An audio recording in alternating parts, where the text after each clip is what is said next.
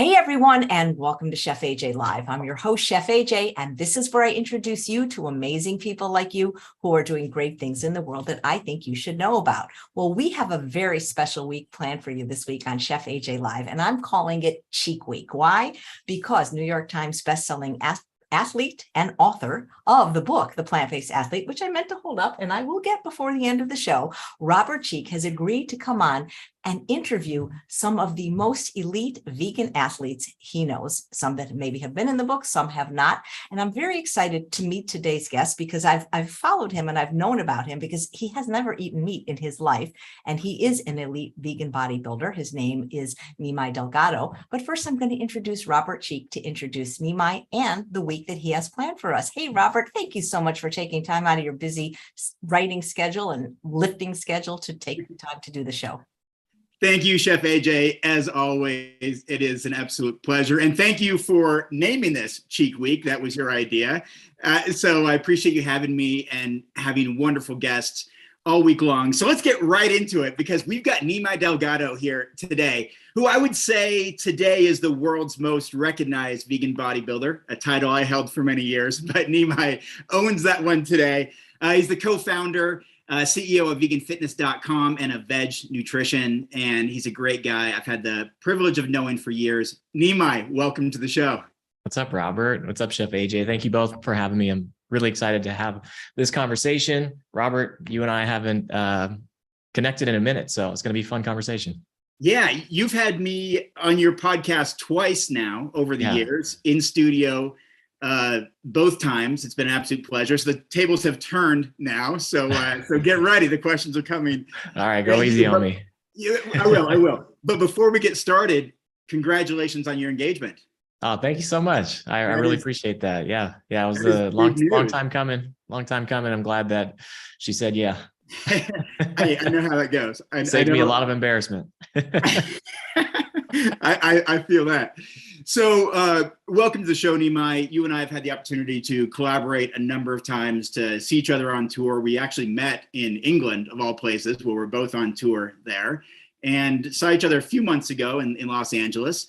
Yeah. So what have you been up to since then? I mean, we're going to get into your background. I think a lot of people know it because of your profile. You know, as I said, probably the world's most recognized vegan bodybuilder and one of the most recognized vegan athletes, period.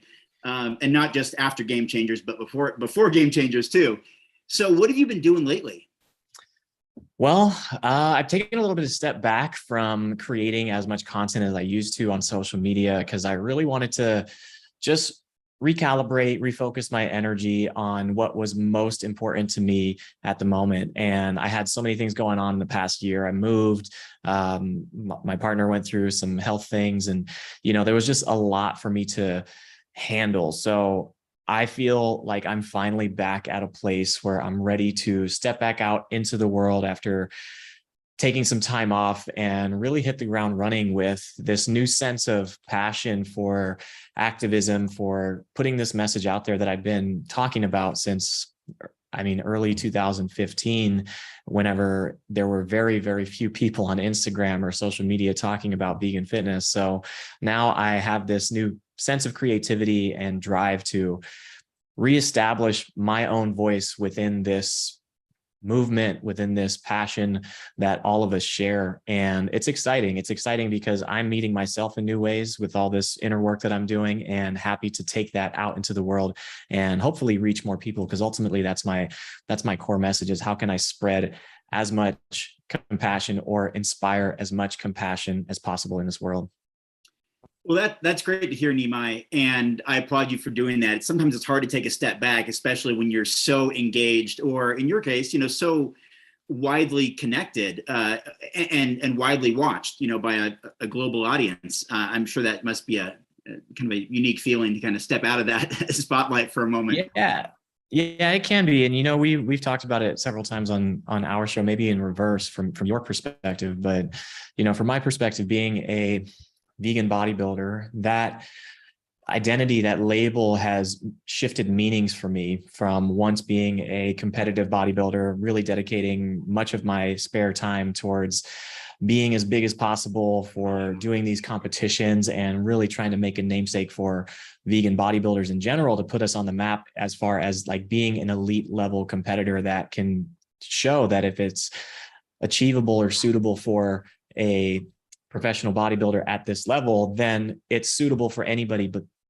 whatever sport you're doing, or even if you're just a recreational lifter, the vegan diet can be suitable for that. And now, since I retired, there's been I don't know if to say a battle, but definitely a shift in my own priorities, to where I no longer identify as a bodybuilder, but I definitely identify as somebody who is an athlete, who definitely still trains very rigorously every day of the week, if possible, and still I have that love for fitness. So it's been a transition for me, and it's been interesting and fun, and it's just part of growth. I think that I'm someone that's always tended to reinvent myself in different ways, and right now I'm stepping into this new version of myself where I'm exploring what that next thing is for me. So I'm excited.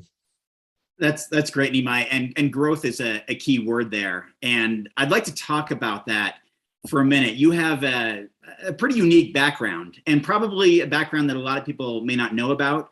Chef AJ mentioned that you've never had meat in your life. You grew up in a vegetarian household, and I think you would argue probably a fairly unique upbringing, which shaped, I think, who you are now. Not just Nimai, like this famous bodybuilder guy, but you are a very deep individual. That's what I've observed over the 6 or 7 years we've known each other, that there is a level of mindfulness, self-awareness, depth, that I think a lot of people who may see you flexing on the internet may not know is there. Can you talk about some of the things that shaped you over the years, including like what brought you to go from vegetarian to ultimately vegan and be this now compassionate warrior for animals using fitness as your vehicle? First of all, thank you, Robert. I really appreciate the kind words. That means a lot to me. And in regards to my upbringing, I would definitely say it's a bit unique. Haven't met too many other people, although there are some people that I have met that have had similar stories as far as the upbringing. And my parents were both deeply spiritual people long before I was born, and their journey started in Argentina, where they went to a temple that happened to be serving vegetarian food. My mom was already vegetarian, and they were teaching this philosophy that both of my parents really resonated with, so much so that they decided to renounce all of their worldly material possessions and dedicate themselves to their spiritual practice. So they went and lived in this Hindu temple in Argentina. And then eventually they moved to another one in Brazil, and then another one in South Mississippi, of all places. It was this farm community where it was, looking back and hearing their description about it and growing up in that farm community, it really was like the dream that many of my friends at this age talk about, like going off the grid, living in this spiritual community where everybody is contributing and has a role in some way. And, just community, just like such deep rooted community. And that is the environment that I was raised in South Mississippi. We had a temple, we had a cow farm, we had gardens, we called all the mothers by the name Mother. So we would kind of gravitate in groups of children, and one mother would take turn watching all the kids, and then another mother, and we just call everybody Mother. So it really was a really beautiful upbringing. However, it wasn't without challenge, because that spiritual philosophy and lifestyle was very out of the norm in South Mississippi. And as you know, Mississippi is the last state to abolish slavery. There's still very large amounts of racism and just lack of understanding for differences in culture and belief systems. So that pressure and that tension was felt at times. I remember waking up to burning crosses outside of our community. So it made me very withdrawn or hesitant to be open about my own spirituality or my own spiritual beliefs, because I just wanted to fit in. I was a young kid. I didn't know how to articulate these complex philosophical belief systems. But one of those belief systems that was so deeply ingrained in me was this concept of ahimsa, which is a Sanskrit word that stands for compassion, roughly translates to compassion or nonviolence towards all living beings, including oneself. And my parents did a really great job of helping me understand that. So this is why I was raised vegetarian. And then years later, ultimately went vegan, was because I did not want to contribute to the cycle of suffering and death. So in any case, when an animal is slaughtered, there is an act of violence and a life that is taken. So even if you're not the person that is doing the act of violence, by consuming it and creating a demand for it and ingesting that energy, you are part of that cycle. So this is why I just wanted to remove myself from that, or never wanted to actually take part in it in the first place. But I had this kind of distorted view of dairy and cheese. At that time, I was still eating cheese and dairy until I was 24, 25, and came across this video of what happens behind the walls of a dairy industry, and was just so moved by the video because all I saw was violence. All I saw was suffering. And even if these cows were not being killed for their milk, I learned that all dairy cows eventually end up in the slaughterhouse. And that just really hit me. And I no longer wanted to participate in that industry whatsoever by consuming those products, because I understood what had to take place in order for those products to exist. So I did not want to contribute my money.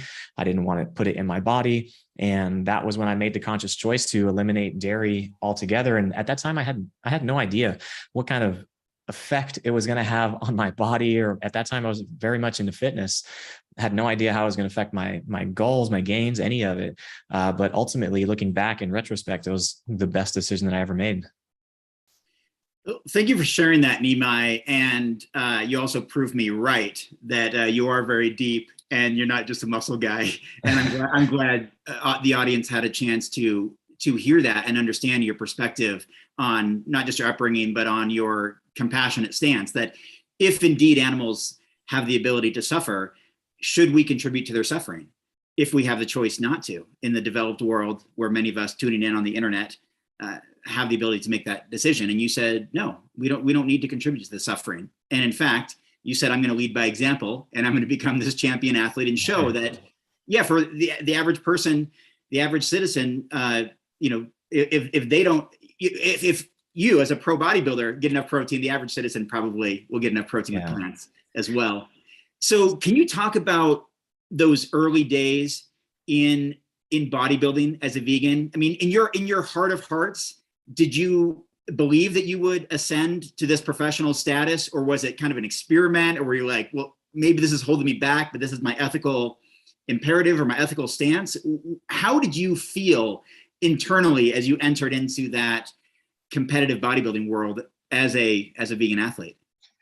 Yeah, you know what? I mean, I started working out when I was 16. I went into the gym for the very first time, and growing up, I was always the small kid. I was the shortest in my class year after year, probably until maybe my junior or senior year. I was always the smallest. And I had that awareness that I was always small, and I'm not going to lie and say it didn't affect me in some way. So the first time I ever went to the gym, I just remember my friend brought me and we did bench press, and I was just doing the bar, and it just felt so good for me. And I was like, wow, I know that I can't really control my height. I'm not going to be able to lift weights to grow taller. That'll come in time as I develop. But I really liked being able to take control of the rest of it. So with my body. So that journey started when I was 16, and I went to the gym recreationally all the way through college. And in college, I got much more interested in it until I made friends with some personal trainers my last year of college, and they really helped me understand the structure of how to train and program. And that's when I really fell in love with it. And right at that time is when I moved to California. I graduated college with my degree in engineering and accepted a position out in Bakersfield. And that was just my outlet. At that point, I moved across the country, didn't have any friends. I literally packed up just my belongings that I could fit in my Jeep and drove out here, not knowing a soul. Started a new life. So the gym was my sanctuary. The gym was my refuge. And I just doubled down on it. And that was when I really started getting into nutrition and learning about the importance of fuel and nutrients and how we fuel our bodies. And ultimately, whenever I went vegan, I was discovering all this research about how many I mean, most of the worldly population is lactose intolerant, and it can be detrimental to your health, especially your digestion. So that was something that I was experiencing and had no awareness of until I cut out the dairy and the cheese and then replace it with plant-based protein sources and plant-based protein powders, and just felt the difference and physically was seeing the difference right away. So it was suggested to me by a friend that I compete in a bodybuilding contest. I never had the desire to compete in a bodybuilding contest. And I sat on it. I chewed on that for a little while. And I thought, you know what, why not? I don't have anything else really going on. And this would be a fun out of work project for me to focus my attention on. And I went into it with no expectations. I went into it not with the intention of being where I am today. It was literally just a personal goal of mine. I said, I just want to go up there and do it. And I did it. And I ended up winning the entire show. I swept all the categories. I came home with a ridiculous amount of trophies, because in that particular league, is the IFBB, it's the natural tested league, they love to hand out trophies. So I walked away with a bunch of trophies that day.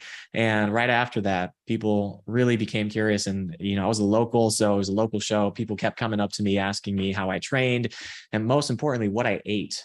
And people were very surprised whenever I told them that I was vegan and I had done it completely plant-based, because it goes against all the normal dietary recommendations by bodybuilding coaches and what you see online.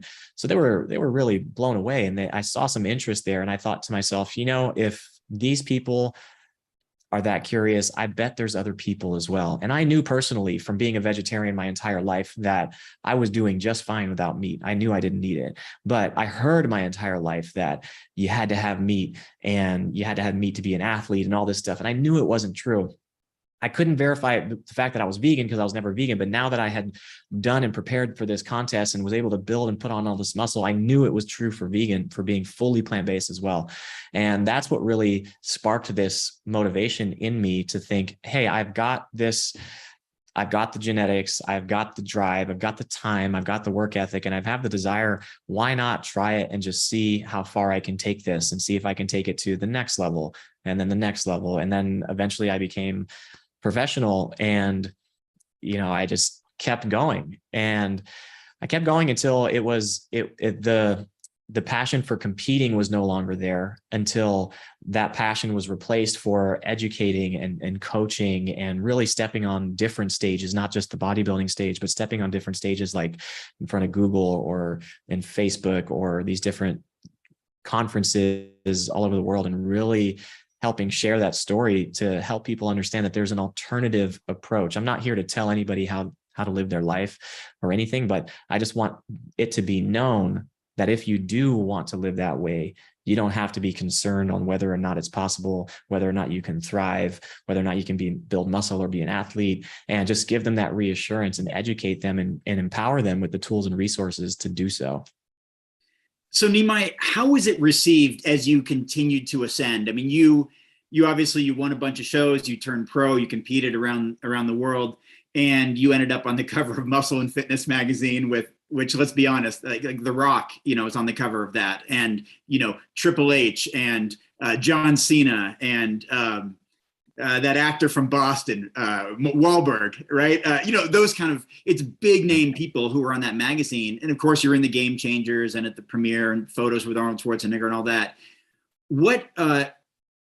How did people react, especially in the bodybuilding world, as you continued to like perform at a really, really high level?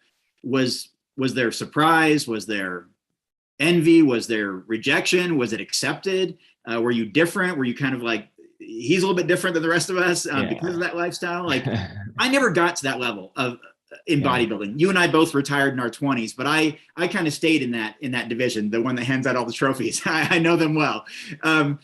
But you continued to grow beyond that. How were you received after that?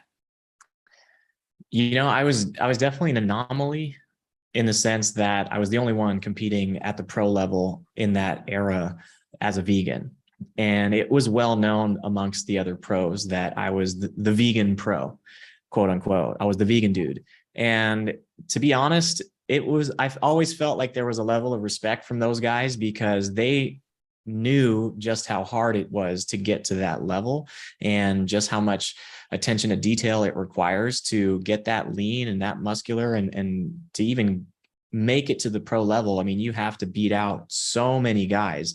The chances of becoming a pro are very, very slim. So the fact that I made it to that level automatically garnered some respect from the other guys. I never felt like they were envious or judgmental per se. Maybe there was some. I never heard it personally, but there was definitely a lot of curiosity. There was a lot of curiosity from the guys because they would see online what I would be eating and how I would be living, and just my overall attitude, I feel, was always very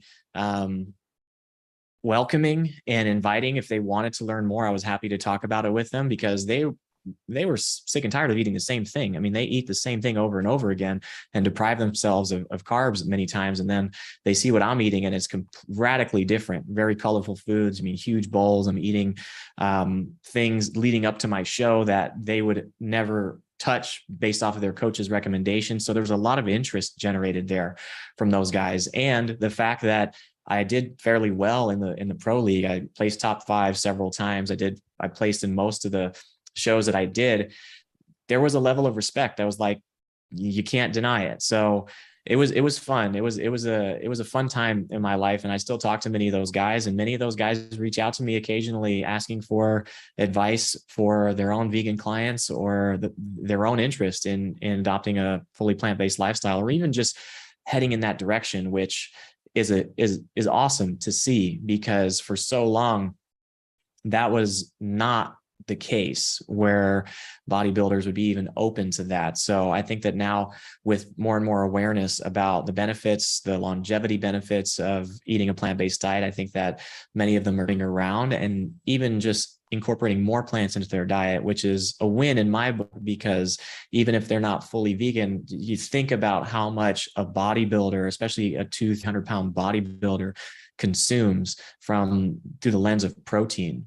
Right? Those guys eat 1 to 2 grams of protein per day based off their body weight. So if they weigh 200 pounds, that's 200 to 400 grams of protein per day. And where do you think they're getting that protein from? They're getting it from animal products. So if they just make a slight shift, it's like hyper efficient when it comes to resource reduction, because one bodybuilder, they eat the equivalent of like 4 people. So it's good, in my opinion. Eat the equivalent of the diets of 4 people, maybe not eating 4 people.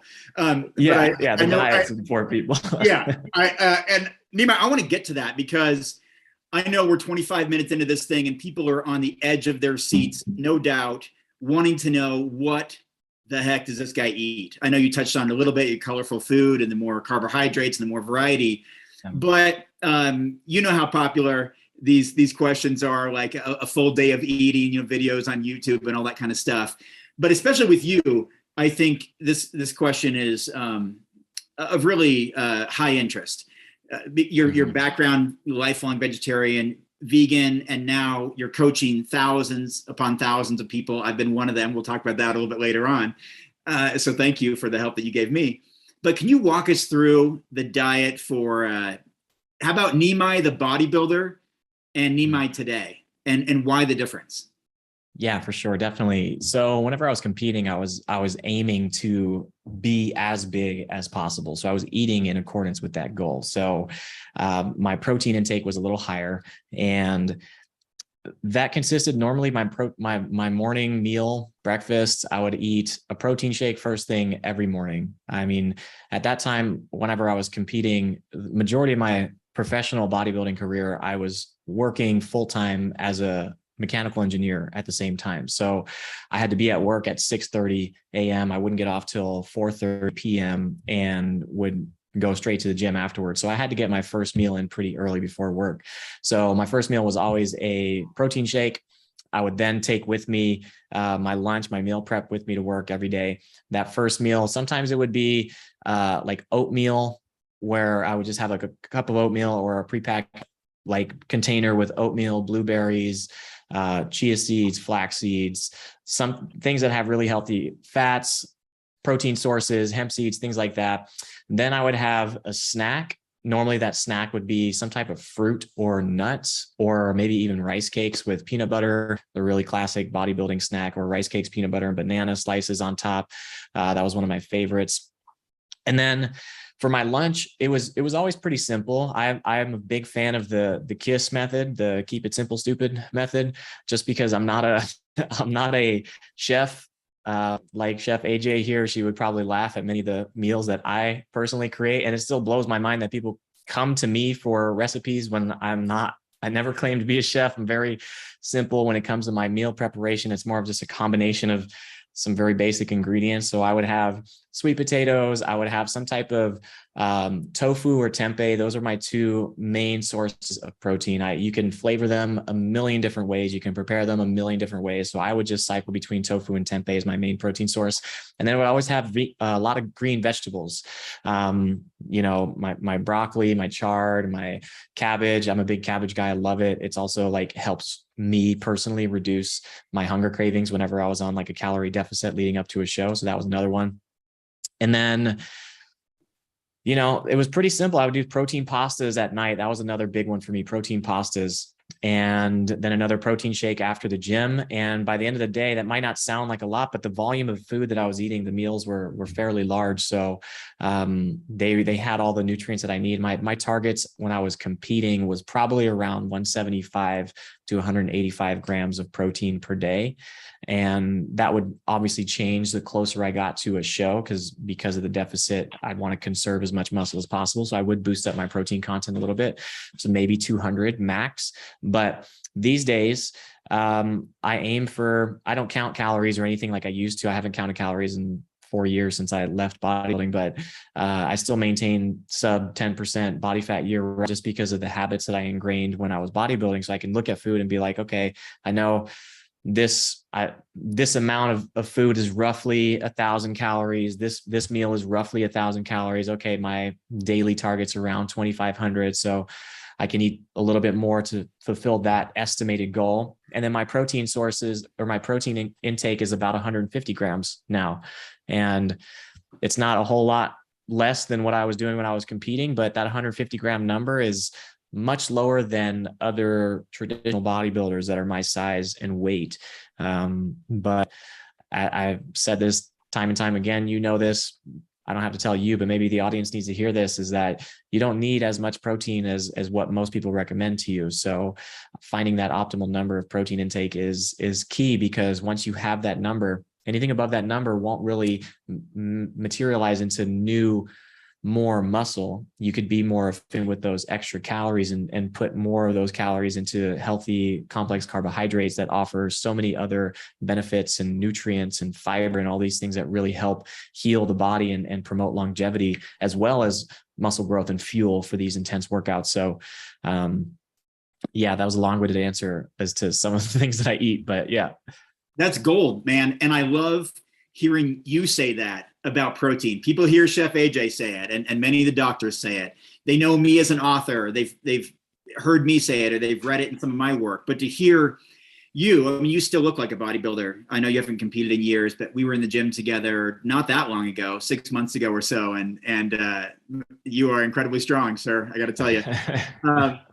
And you told me you keep your body like 4 weeks out from the stage at any time, if you wanted to go back, or just to build that physique where you could go back within 4 weeks or shortly thereafter if you wanted to. So I'm glad to hear you say that about protein. I think it is overhyped for all types of different reasons, and we could talk more about that another time.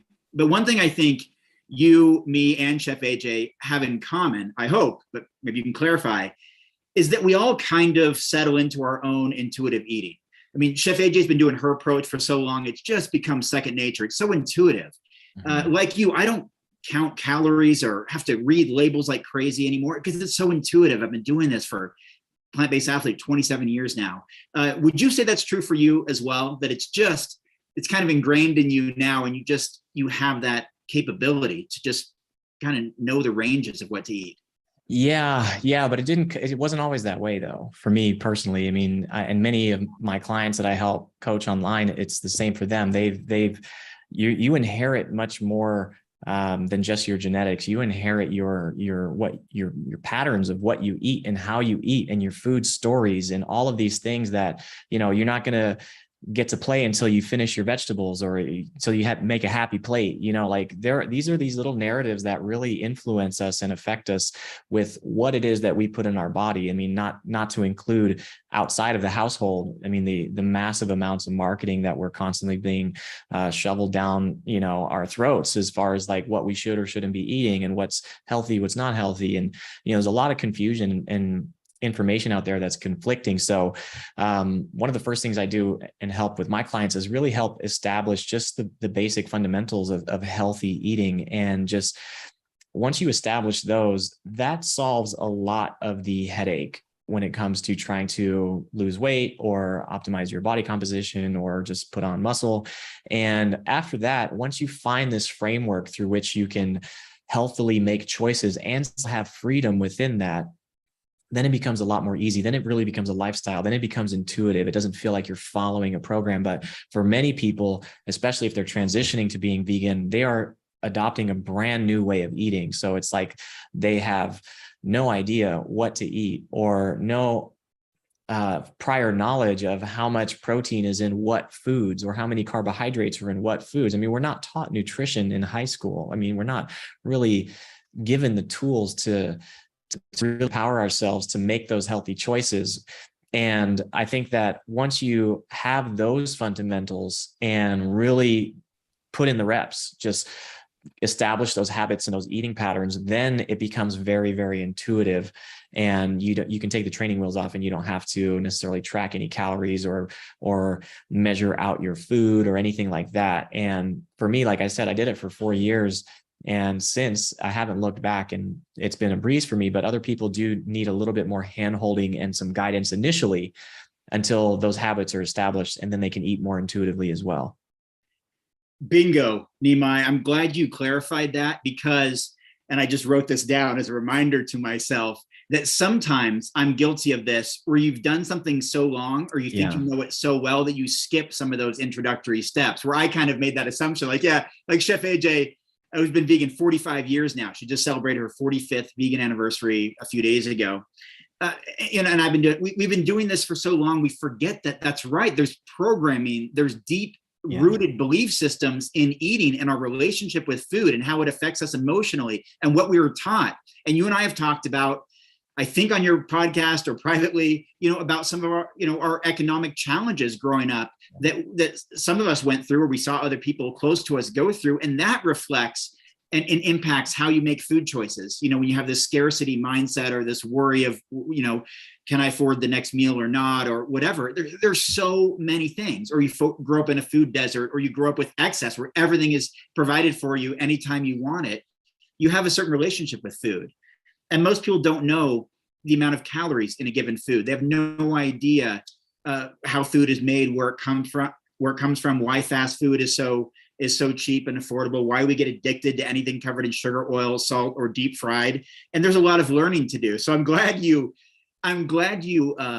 reiterated that or explained further some of the ways that we can overcome those obstacles until we get to a place where it is intuitive. And I want to ask you about something else now. As you can tell from my relatively form-fitting collard green here, as I like to call it, my collard green shirt that I wore for Chef AJ, that I'm a lot fitter than I was months ago. And a lot of that has to do with you. And I want to tell you that honestly and sincerely. I bulked up to 220 pounds because I wanted to show that I could build muscle as a vegan, because I started at 120, got up to 220 before the Rich Roll podcast. After that, I was carrying around 215, 220 pounds. It was hard for me to, if I'm being honest, like tie my shoes, like things got difficult. And then I came to you. And I did your program with some aspirations of losing some body fat, even though I've been a champion bodybuilder myself and an author and all this. And to just get right to it, you helped me do that. I dropped 20 pounds in 8 weeks. All of a sudden, I wasn't like that bloated look where I'd see myself walking the dogs in car windows with a stomach out there. I'm down in the 190s now, which I've been since I finished your program, by the way. We haven't really talked since then. I've maintained it all. So I want to thank you for that and provide you an opportunity to talk more about that, because you've coached thousands of people, including people like me who are already somewhat experts in the field, and we've still been able to grow. Can you talk about that, Nimai?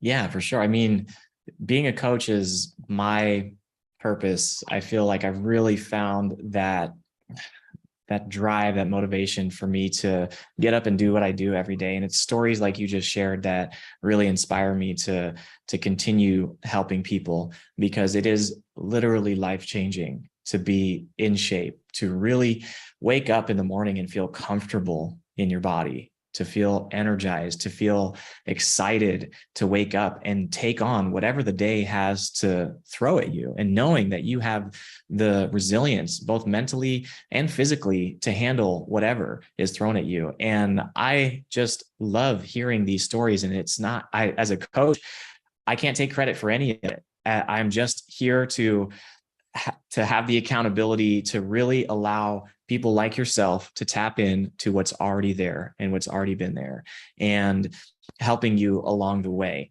And it's inspiring to see. I mean, you really dedicated yourself. You're a prime example of this, is when, we sometimes know what to do. Many times we know what to do, and yet we still don't do those things. We are so quick to make commitments to other people, to our boss. We commit to showing up on time every day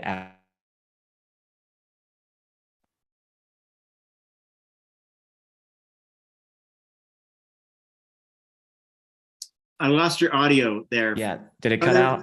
Is it back now? You're back. Okay. Sorry.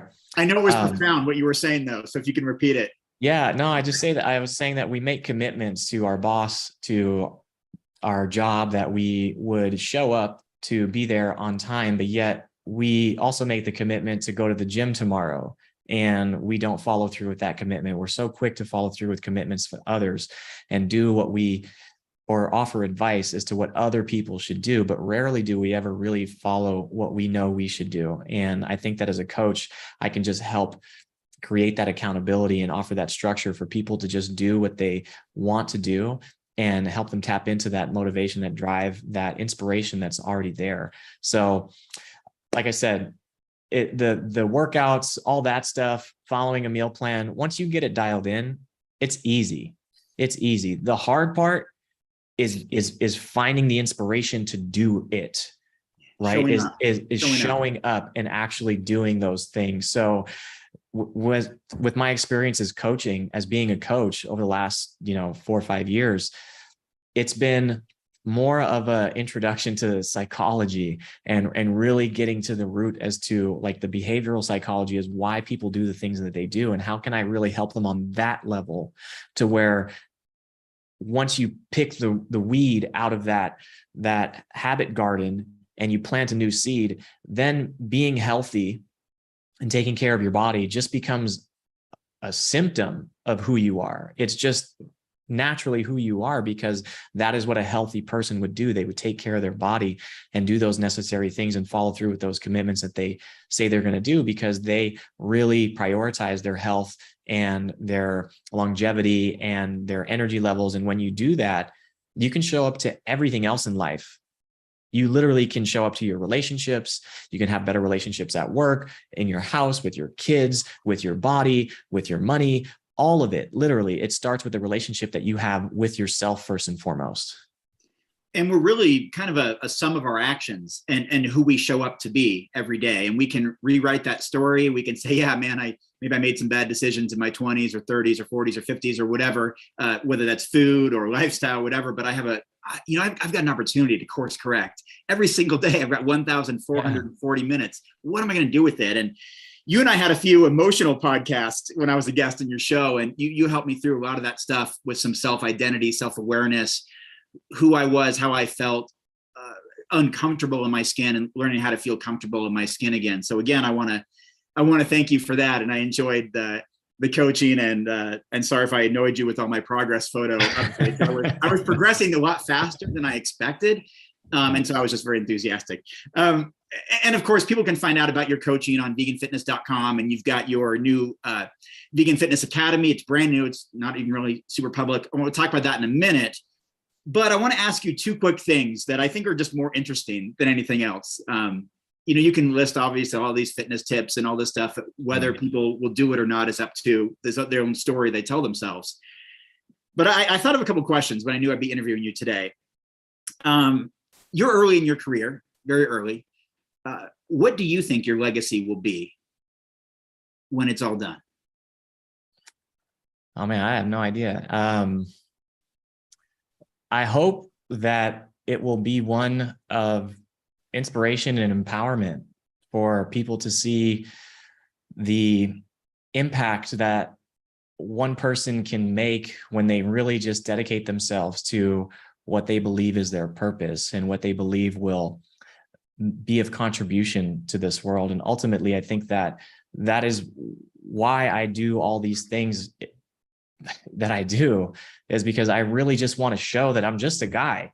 I'm just as normal as you, as anybody else, that really decided to lean in to my own God-given talents, the body that I was blessed with, and to really take care of that and combine that with a message that felt right to me. And everybody has that skill. Everybody has their unique talents that is waiting to be tapped into. And once you combine that talent with passion and purpose, then really amazing things can happen and you can create ripple effects into this world. And I think ultimately that is what I hope people can receive from whatever it is that I've been able to do in my lifetime.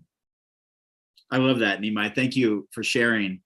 You are kind of like a walking motivational book. I know because I was part of like weekly calls with you, part of your coaching program. I know your coaching program has changed a bit now in the Vegan Fitness Academy, and we'll talk about that because I actually don't know really anything about that myself.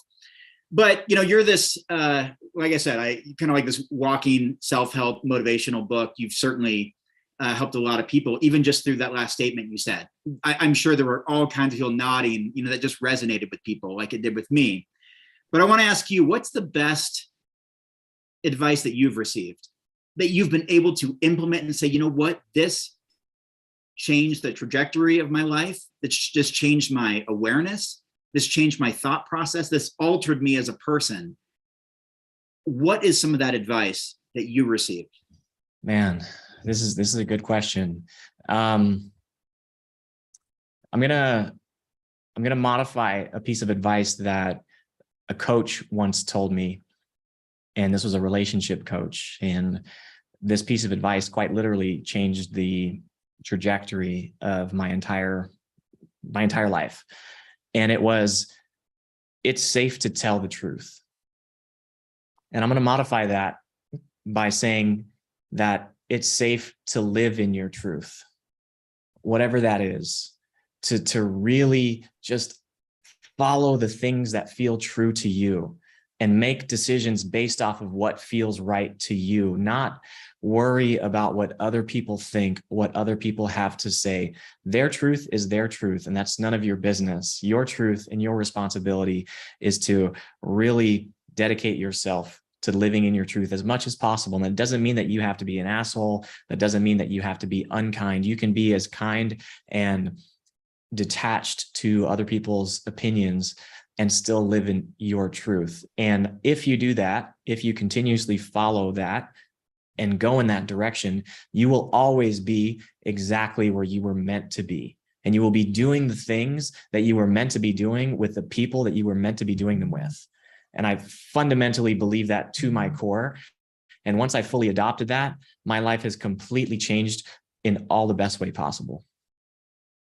It's a level of authenticity, but I think more than that, because I think pursuing your truth is different than just being authentic, because you can be essentially stagnant or stationary as your authentic self, but you're actually saying it's okay to pursue this truth, right? Am I understanding that correctly? That you don't have to be a bystander and live within your authentic self and all of that, but you're saying, I think, you're saying follow that. Like there's some sort of intuition there that says, hey, this is a direction I need to go in, or this is this little whisper that says it's safe to tell the truth. and be myself and to be accepted as myself, even if other people don't accept me, and I'm okay with that. Would that be accurate? Exactly. Once you really lean into that and you realize that the only person that could ever reject you is you. If you aren't accepting of yourself, then the only person rejecting you is you, not other people. Once you fully learn to accept yourself and who you are and the things that you want to do or the type of person that you want to be, nobody can ever shake that. Nobody ever can rattle that from you. And it's not easy. I'll say that it's not easy. Sometimes your whole world can come crashing down. Sometimes literally the life that you built based off this persona that you've been maintaining for your entire life, once you take that mask off, it's a house of cards. It all comes crumbling down, and that's not comfortable. That's not easy. Sometimes it can be very, very difficult. I'm not saying that it's easy, but I'm saying that it's worth it.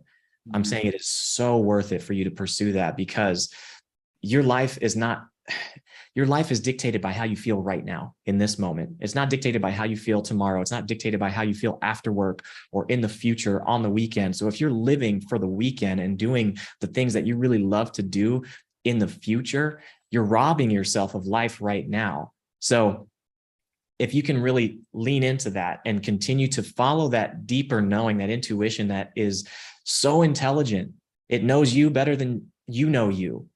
It's always guiding you and leading you and driving you in that right direction. All you have to do is listen and stop listening to the outside world and just really listen, because you have all the answers of what you want to be doing. And if you continue to pursue that, like I said, you'll be doing the things that you were meant to be doing with the people that you were meant to be doing them with.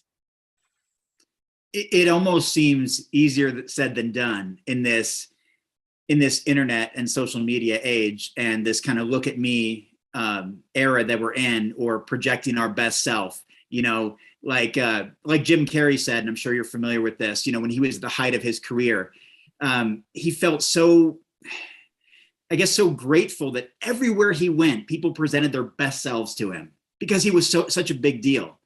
And I think you and I probably experience that a little bit too, when people present their best selves to us because of who we are, what we've done, or what they think of us. And it must be somehow more difficult to apply in real life. So right before we get into, I want to talk about your coaching as the last thing, but I also wrote down things that I associate with you: mindfulness, meditation, breathing or breath work. How do you do what you just described? Kind of shut off what the outside world thinks of you or expects from you, and say, you know what, I'm going to be true to me, even with everybody watching. What are some tips to do that for any of us, regardless of the size of our following or our platforms? How do we do that? I mean, this is information that's been shared for centuries. It's just practicing mindfulness. It's just having a time in the day to be quiet and to be still and to really observe what comes up, because we're so distracted. We live in such a distracted society where we literally reach for distraction before we put down the last one. We are eating while watching whatever is on our screen in front of us. We're shoveling food into our mouth while we're watching screens. While the next thing, we put our phone down, the minute somebody stops in traffic, they pull their phone up. It's like distraction after distraction. So I think the anchor there, and the key to connect with the inner self, the one that is really providing you with so much knowledge and so much information and so much intelligence, is to just put it into practice of being still at some point in the day, ideally in the morning, before the rest of the world has your attention or is grabbing for your attention, and just listening, not doing anything, just being, just really, even if it's just counting your breaths, and just see what comes up. And for me personally, that is when I tap into this inspiration, these thoughts that sometimes don't even feel like they are mine. I feel like there's this level of creativity that comes to me whenever I'm in those moments of stillness, that there's such a crystal clear knowing of what I should do next. And there's no questioning it. And it's so nice to receive those messages from yourself.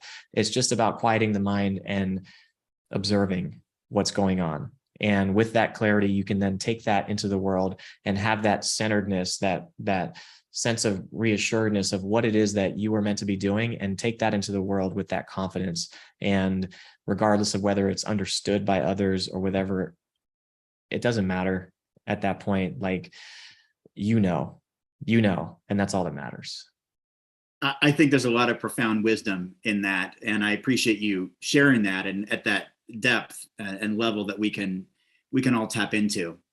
Nimai, I want to finish with this. If you're okay talking about it, your Vegan Fitness Academy, as I understand it, is not even public yet. I did your other coaching program. You've been doing coaching for years. You obviously have a ton of experience, and as people just got nearly an hour-long preview of, so much of whether you will or will not succeed with your fitness goals has to do up here, right? It's between the ears, and it's here. It's in the heart. It's not, it's not just your understanding that broccoli is a good food to eat, and that getting some 8 to 12 reps is pretty good in the gym. Can you tell us a little bit about like your coaching that you're doing now, or a preview, if it's okay to talk about it, this Vegan Fitness Academy that launches soon? Yeah, definitely. So the Vegan Fitness Academy is, as the name implies, it is I like to think of it as a school. So if you come through my coaching program, I'm going to empower you with tools and the resources and the knowledge for you to then go on your own and graduate into this lifestyle of ease and health and confidence and clarity and all these things that really come along with true health and balance. First, like most of all, balance, right? I've done these programs in the past where it was a 2-month program, like how the one you did, Robert, and those were great and I love them, but I didn't feel like I got enough time with my clients. So this academy is 3, 6, and 12 months programs where not only will you get check-ins, obviously you'll get the meal plans, all the resources, recipes, workouts, all of that fun stuff. But you'll also get a chance weekly to have one-to-one FaceTime with either me or my assistant coaches and have these types of talks together, because it's so important that not everything is, you can't see everything through a screen when you do online coaching. A picture doesn't tell the full picture. And when you get to talk to somebody, you can hear how they're talking about what issue they have. And as a coach, I've just become so hyper aware of the language that people use, because it really reveals our underlying beliefs that they may or not be aware of. So as my job as a coach, it's to read the subtext of why somebody is not reaching the goals that they set for themselves. And it's an opportunity for me to go deeper and really uncover what limiting beliefs or narratives may exist that are beyond my client's awareness, to help them dissolve those limiting beliefs and replace them with empowering beliefs that then make reaching their goal that much easier. So that's the whole kind of premise of this new coaching program. Is really the most exciting part to me are these conversations, because as you know, Robert, I mean, one perspective shift can literally change your life. Yeah. Well, I'm glad you shared that. And I'd like to share one last story, if that's okay. It had to do with me and you in the gym a while back. I was in town signing books in Los Angeles, and you invited me on your podcast for the second time, which I was thrilled about. I mean, it's an awesome platform and opportunity for me, and just getting to meet up with you again was exciting. And you suggested a workout too, or maybe I suggested it, but you agreed. I can't remember. But we were at Venice Gold's, the mecca of bodybuilding, and we trained for probably 2 hours because we talked a lot. We had a conversation kind of like this the whole time. And that's when it was like revealed to me and unleashed within me that I needed to do something a little bit different. And I'm certain you weren't just trying to get me to, enroll in your coaching, but you saw, because of what I was expressing to you, the fact that I was the former world's most recognized vegan bodybuilder for years, but I wasn't even feeling comfortable in my own skin anymore. And I was dealing with some setbacks and feeling down, and moderately depressed for the first time in my life. Things like that. And then you just talked to me. You talked to me a lot during the workout. And then afterwards we followed up. I did your program and I saw results I hadn't seen in a long time.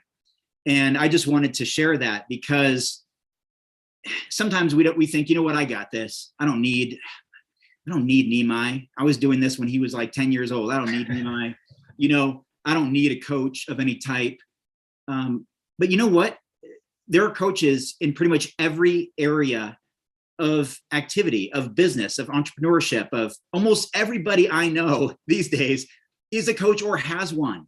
Coaches have coaches. And this was that was a paradigm shift for me. I was always, I can do this on my own. I competed without a trainer or coach. I can do this. And then I realized it's just so much more effective and efficient to have somebody help you through something and help you get out of your own way. So I just wanted to acknowledge that and thank you for seeing that I still had some potential, even though I was using excuses like, oh, I'm in my 40s now and my back is, sore and all this kind of stuff. And that I was able to get in some of the best shape of my life in my 40s and kind of rejuvenate myself. So I've got a lot of gratitude and appreciation for you, Nimai. So thank you for that. Well, thank you, Robert. Thank you for that endorsement and for that story. It really, really moved me. And I remember that conversation very well. And I'm glad, so glad to hear just how coachable you are. I mean, I think that's such a great quality to have, just to be able to receive a perspective and try it on. This is why I love doing what I do, is that when somebody's offering you a perspective, it's not your obligation to do any of it, but just for a fun exercise, why don't you try it on and see how it feels? You're under no obligation to be the same person that you were yesterday or the day before, or even the week before, even last minute, the last second. You get to choose who you want to be from this moment onward. The past is in the past. You can choose to look backwards and beat yourself up and feel sorry for yourself about all the things that you didn't do, or just really take control of who you're going to be from today and moving forward. And I think that you really embodied that, and have, obviously it's reflected in your physique. It's reflected in the way that you talk. It's reflected in some of the things that you've been able to do since that conversation. And that's you. So I just want to bounce it back to you and just acknowledge you as well. Thank you. And I didn't even know that I needed it. In fact, I was staunchly of the position that I was not coachable, too set in my ways, too stubborn, and all of those things. And sometimes it just takes a friend or a mentor or a coach to help us understand and see a different perspective. So Nimai, that's veganfitness.com. We didn't get a chance to talk about Vedge Nutrition, the company that you co-founded, but we can throw some links out there. I think we covered so much important ground during our conversation that I'm really pleased with the way this went. And and I'm sure it's probably in the comments there. I think Chef AJ said, Vedge Nutrition in the comments, veganfitness.com in the comments. I know we don't see that when we're talking live, making eye contact, looking at each other face to face, but I want to honor you. Thank you for your time. I don't take it lightly. You're a very busy guy. Many people are busy, but I know what your schedule is like. And I want to thank you for taking the time and having the interest to be my very first guest on Cheek Week here on the Chef AJ show. And I know that her audience was thrilled to have you, and that Chef AJ had been so looking forward to this opportunity for you to be on her show. So thank you so much for sharing your wisdom with us and guidance, and best of luck to you with the Vegan Fitness Academy and your coaching. I know it's a transition for you, and I know you'll succeed like you have everywhere else. So thank you, Nimai. Thank you, brother. I appreciate you. And thank you also, Chef AJ. Thank you, having me on. Nimai. I've always wanted to meet you and I didn't know how by myself. So I'm so glad Robert did it. This was such an amazing interview. I know that neither of you could see the chat, but people were saying such wonderful things about both of you and congratulating you on your engagement. And Robert, I love that you said even coaches need coaches, because John Pierre and I taught a class on Sunday and he said the exact same thing. So that is amazing. And please check out all of Nimai's links below to his programs. He sounds like, I mean, you've inspired me and I'm like, I've never lifted anything heavier than the plant-based athlete book in my life, which I meant to show at the beginning. So thank you. And Robert, people are saying if this is any indication what Cheek Week is going to be like, thank you so much. And I think Robert needs his own show, but we'll talk about that later. So Robert, who do you have for us tomorrow? We have a very exciting guest tomorrow. We have an Olympic gold medalist, a longtime vegan, Meagan Duhamel. She won many world championships in figure skating and various Olympic medals. She's very, very lovely. She's actually featured in the Plant-Based Athlete, and I'm looking forward to talking to her. It's just one more example, whether it's a pro bodybuilder like Nimai or an Olympic gold medalist, that you can build your body and succeed while following a plant-based diet, even at the highest levels of sports. And so Meagan Duhamel, Olympic gold medal figure skater, coming on tomorrow. Great. I just have one question for Nimai, because you're never eating meat. Did you ever want to try it? No, no. Like I said, I'm not denying that other people say it tastes good. I don't deny that. But for me, no amount of taste could ever get the thought out of my mind of where it came from. So that was enough for me. You're doing such great work in the world, because when, people see a skinny girl like, well, why, but when they see men like you with this compassion and the bodies that you have and the health that you have, I appreciate what you guys do so much. So thank you. Well, thank you again. My pleasure. And thanks all of you for watching another episode of Chef AJ Live. Please come back tomorrow, because it ain't Cheek Week every week.